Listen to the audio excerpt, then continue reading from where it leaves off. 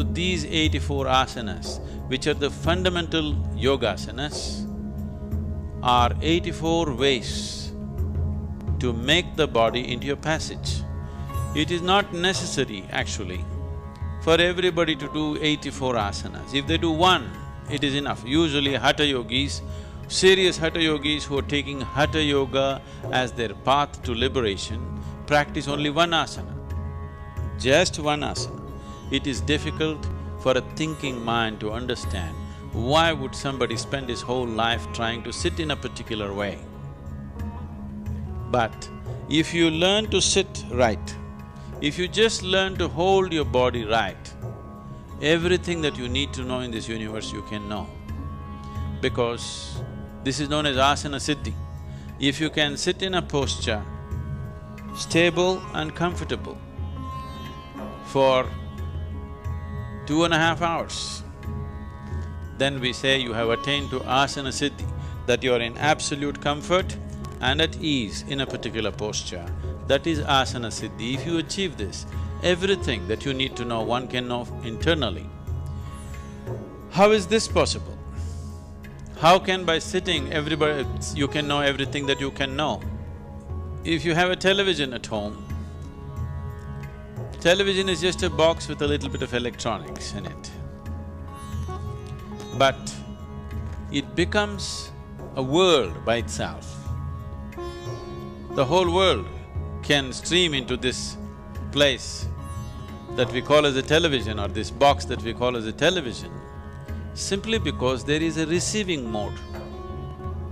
If you set the antenna right, if it is properly adjusted, then the whole world flows into your place or into this box. If it is not set right, same instrument, it has everything but can't do anything. This is how human being is. A human being is, an individual human being is who he is only because of what he perceives. Only because of what he or she perceives, an individual human being becomes whoever they are. Right now, you are who you are only because of whatever you have perceived in your life till now. And you will be who you will be only because of what you will perceive in future. Whatever you perceive is what makes you whatever you are today. So, the whole system of yoga is only interested in enhancing perception. So if you hold the posture right, if your alignment is right, and if it matches with the cosmic alignment in some way, 84 alignments, if one gets into these 84 postures or even masters a single posture and approaches the remaining 83 through that, then everything that has happened in the creation till this moment, one can know, because the memory of that is right here within your system. In a… let us say in a codified way, it can be activated and ignited if it touches another dimension outside of yourself. So asanas are powerful means, yogasanas are powerful means to connect. I do not want you to forget what yoga means. Yoga means union. Union means two have become one. Two is just this, there are only two in the existence, you and the rest of the existence. In the rest of the existence, you may identify this one, that one, that one, but essentially there are only two, you and the rest of the existence, because there are only two dimensions of experience within you. You do not know what is up and down in this cosmos. You do not know what is forward and backward in this cosmos. You do not know anything, these are all things that we have made up for convenience. The only experiential reality is, there is something called outward and there is something called inward. So these are the two dimensions of experience, inner and outer. So yoga means to bring a union between these, inner and outer, you and the rest, you and the other. When there is no you and the other, there is just you and you. That is yoga. So asanas are a physical manifestation of approaching this. a physical form of approaching this ultimate union, because physical body is the easiest thing to work with. If you try to do something with your mind, it will play too many tricks.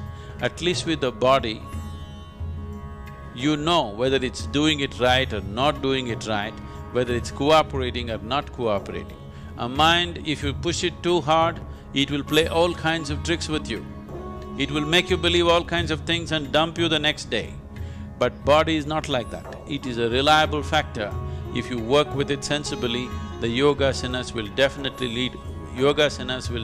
lead to the possibility of ultimate union.